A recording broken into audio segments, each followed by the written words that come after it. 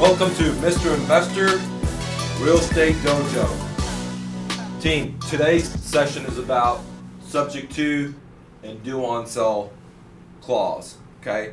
Now, everything in life has a positive and a negative. Okay? Whatever gives you strength, your same strength are going to be your weaknesses. And it's very important to realize that that's just the nature of Mother Nature. Okay? So what does that mean with subject twos? That there's a risk always involved. If you want to get on the right-hand quadrant of rich dad, poor dad, cash flow quadrant, being the B and the I, you have to take risk. And risk is a part of life. Even though society has created this bubble that we live in, that we don't have to go hunt for our food and we don't have to become a farmer. Everybody doesn't have to do that. You know, we could change our currency to buy an apple or buy a banana. Okay, so we don't have to take so much risk to make our food and our clothes and learn all these skills. We could do it through currency exchange. Okay, so we live in this bubble. We only have to learn about a few skills. Be a policeman, if it's a lawyer, if it's a businessman, or what have you. Okay, so if you want to get on the right hand side of the rich dad cash flow quadrant, you have to take risk, and everything's a risk in life. Whenever you get in your car and you go from here to work, you're taking a risk. You can get in a car wreck, you get injured, you can injure somebody, there could be lawsuits.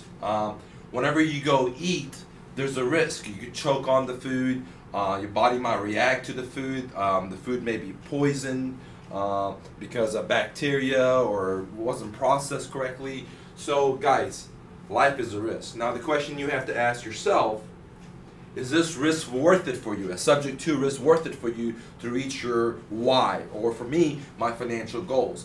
Refer back to the advantages of buying a subject to, and for me, you quickly realize that the risk is fractional to the potential reward. Okay, there's always risk in life, and when you do the risk and reward factor, for me, subject to is a great way for me to buy properties with my cash and be able to leverage out without qualifying for a loan, without having to go to jumping through hoops with the banks, being able to close fast, being able to negotiate with the seller instead of the kind of terms that brings me a good return of my money, but at the same time creates a win-win for the situation for the seller and the buyers and the community. Okay, so I personally love doing subject twos because there's a lot of power into it. The non-recourse loan that I negotiate. One of the side effects of a subject to is that the due on sell. What does the due on sell mean? Okay, the due on sell is basically a clause that the lender has put into DOT, and DOT stands for deed of trust. Okay, the deed of trust. So the lender has put a clause in the deed of trust that says that, hey, if the borrower or the buyer, the original buyer, that happens to be the seller now, decides to sell their house and transfers the deed or the title or ownership of the property to another person, that the lender has the right to accelerate the note, which means that the bank has the right at its option, if it wanted to accelerate the note and call the note in, which means that they'll start the foreclosure process. They'll send the borrower a notice that says 30 days, 60 days, 90 days, depends what the situation is, that we're going to foreclose on you, and then the lender's going to tell the trustee to go ahead and execute, which is to foreclose on the property. Okay, so that is one of the primary risk factors that you have to understand is out there. So whenever you do a subject to, if you're the investor, you're buying the property, the bank may call up the loan. At the same time, when the seller, if you're negotiating this deal with the seller, you have to disclose to them, disclose that this could happen. The due on sell can happen because it is a possibility that can happen. Now, what is the probability of the possibility? Very, very small. A lot smaller than getting a car wreck, guys. Okay, a lot smaller. Now, let's go ahead and rephrase what the due on sell is. The due on sell is a clause that's put in the deed of trust that allows the lender to accelerate the note in case the seller or the borrower transfers the property or the deed to a different buyer without cashing out the underlying note or the underlying financing. Okay, so this protects the lender, and that's why it's in the clause, and is a small risk for the buyer investor or the seller that's going to sell the property in this strategy, and you just have to be aware about it. Okay, I personally have never had a loan called on me, and you know, I have quite a few properties subject to. I love it. You know, there's different strategies to help you shield yourself, you know, and decrease the of the lender accelerating the note. What I found out is that the banks don't really care at this time. Okay, why do they not care at this time? A couple of reasons, guys. Number one, you know, interest rates are right now very, very low, 3%, 2%, depends on your credit score. You know, okay, most of the existing loans that we're assuming, or not assuming, buying subject to, are going to be 5%, 6%, 7%, 8%, 9%, 10%, 11%. Okay, they're going to be high out there. Okay, so why would a bank, you know, want to foreclose on and notes that they're getting 9%? Pay the trustee to do the foreclosure, cost them thousands of dollars. Pay the realtor to start marketing the property. Pay insurance, pay taxes, cut the grass, put it up to sell for God knows how long. The property doesn't sell, or it does sell, but meanwhile they're paying all these holding fees, and then lend the money out at 3%. Okay, and then only be collecting on 3%. Where if they're having a performing note at 8% or 9%, and this borrower is constantly sending the money in, that's what the lender wants. They want to invest their money, in my opinion, they want to invest their money and get a return of their investment. Okay. Where did the due on sell clause come from? Okay, in the late 1970s, interest rates start raising. Okay, 17%, 18%, and very high. And at that time, there was not a due on sell clause in the deed of trust. Okay, DOT. I like to just call it DOT. And since interest rates started raising, you know, the retail buyers were assuming loans that were already in place in the market at the lower interest rate. And so lenders got smart. They lobbied, went to Congress, changed the laws, and they were able to put a DOT into the due on sell into the deed of trust to protect themselves in case to make more money. Now it's not the same situation because the market is a little different. Okay, interest rates are very low. Majority of the notes that we'll buy subject to or wholesale subject to are going to be a higher interest rate. So that's one of the main reasons that a bank may not call the note in right now. Okay, maybe when the market changes, that could be a different story. But as of right now, interest are still very, very, very low. Okay.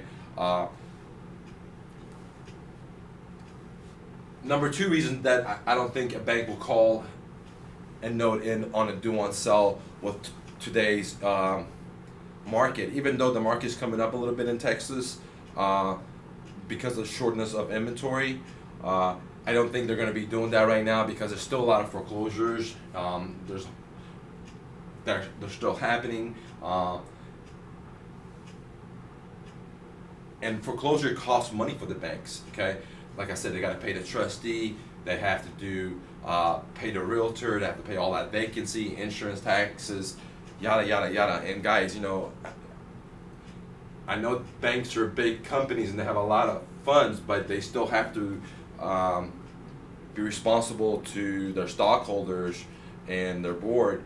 And man, holding property costs money. You know, things break, and you know, vandalism, and so lenders are not in the business of, you know, foreclosing. They just want income producing assets. Okay, I'm gonna have actually a video that actually talks about many different reasons why I don't think the bank's gonna do a due on sell right now on properties. So just tune in for that. Okay, so now what we talked about is what is a due on sell, where is it located, Now, if you don't know what a deed is, go back to the previous videos that I have made that explains what a deed is, the diagrams of a basic transactions, so you can kind of understanding what a deed is, what a note is, what a deed of trust is, things of that nature. Okay. So now we talked about due on sale. We talked about where is the due on sale. We talked about how was the due on sale created, and we've also touched about a lot about the risk factor, or one of the side effects of doing subject to, that the lender has a right to accelerate the note. Okay. Now, that brings me to the question of, to help you guys understand that if the lender accelerates the note, you haven't broken the law. Okay. In America, that's the great thing about living in America, because you know where I'm from, in a third world country, you don't have all these rights. And that's why I say the grass is so green here, is that you can put a seed here and make money if you're willing to work hard. It's simple, guys. If you're willing to work hard, you got a burning desire, you got creative thought, you make it happen. Okay? So, I'm sorry, I lost train of my thought. Now, yes, if the bank does call the note in on a due on sale, you're not going to go to jail. You didn't break the law. And the reason for it is, the great thing about America is that you have two types of liabilities in America. Okay, you have your civil liabilities and you have your criminal liabilities. Okay, a criminal liability is something that whenever you break the law, in a sense like you murder somebody, or you break in somebody's house, or you know, you do a hit and run, or things of that nature. Those things you will go to jail for, because there are statutes and laws and codes that say that. Okay. Now, civil liabilities is things that the worst thing that could happen to you is to get sued. Okay, at the worst case scenario. Okay, a civil liability can be just a breach of a contract. So in a due on sale, it's just a breach of a contract. You know, and what is a contract? Remember that we talked about it in the buyer and the seller. It's a negotiation, you know, that comes in the middle, and you decide on the terms, and you do the deal. So a contract is something that, in this case, the borrower went to the bank and they negotiated some type of terms, and they signed the contract, or it was basically called a note. Okay, and in that note, it allowed the bank to foreclose on the property if the seller didn't perform, because the seller voluntarily pledged his property to the bank because of the deed of trust. Okay, so that's how the banks protect themselves. So now, if the banks call on the due on sale, you're not going to go to jail. Okay, it's only a civil matter, and it's just a breach of contract. Okay, there's nothing ethical or morally wrong about that. Okay, let me give you a couple of examples where a breach of contract happens, and show you that you don't go to jail. For example, in the moving business, you know, a customer could say, hey, I want to move my stuff from point A to point B, and the moving company says, okay, I'll charge $100. And then the moving company could move the customer from point A to point B, and the customer could breach contract and not pay to move. Okay, simple. You're not going to go to jail for that. Okay, all right. Let me give you another one. I go borrow money from Nissan for a car, and then I stop missing payments on that promise. What happens? My credit gets scratched, but I'm not going to go to jail for that. That's just a breach of contract. And in that contract, or in that note, there was a clause that said if Nissan has the right to take the property, which is the car, if I miss payments. Okay, let me give you another breach of contract. For example, I'm in a rental property and I don't make the monthly rent, and the landlord or property management forecloses on me. Okay, or not forecloses on me, evicts me. You know, see, I don't go to jail for that. See, these are civil things. That's the great thing about America. So we have two types of liabilities. One is civil and one is criminal. And you have to understand that buying a property subject to is not a criminal breach if the lender finds out and they decide to do on sell.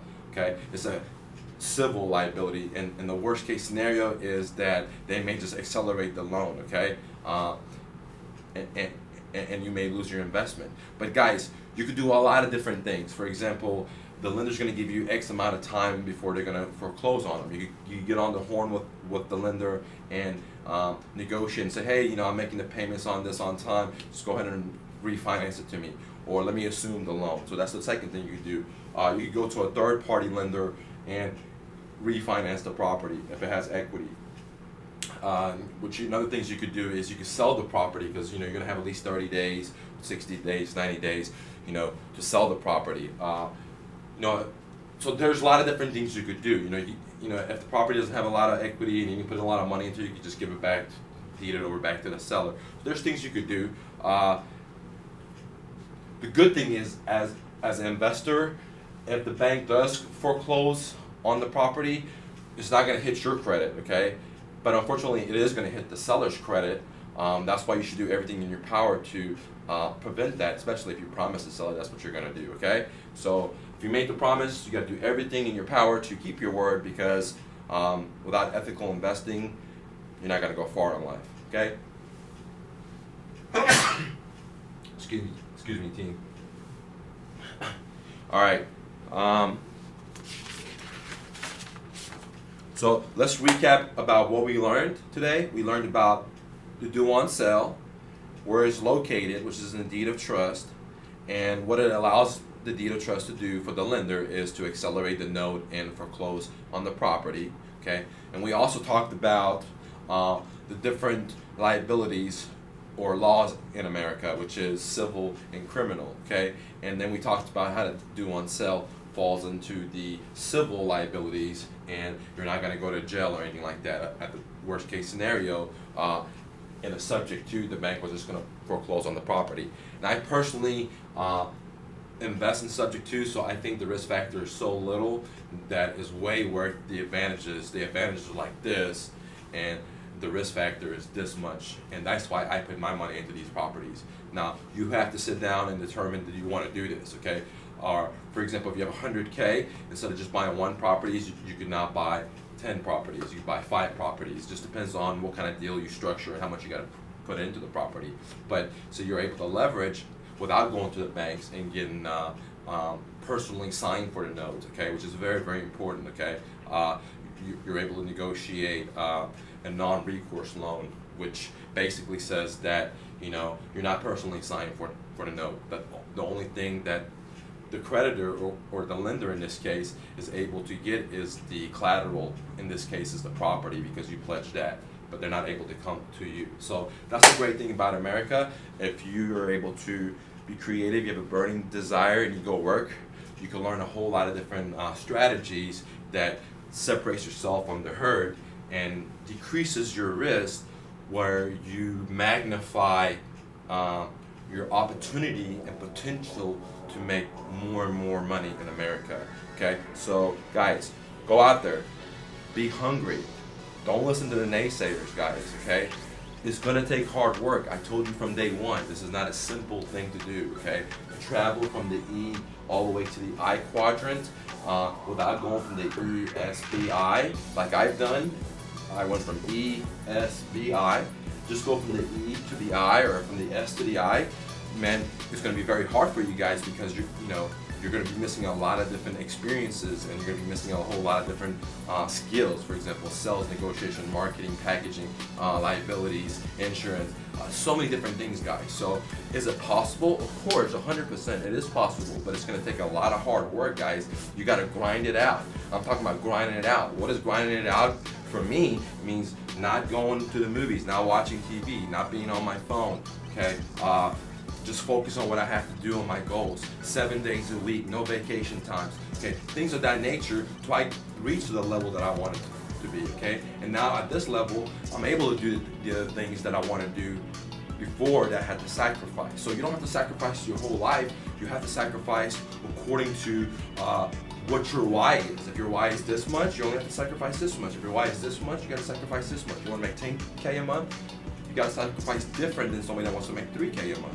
If you want to make 50K a month, then you have to sacrifice tremendously compared to somebody that wants to make 3Ks, okay? So you're the only one that gets to determine what your why is and how much that is.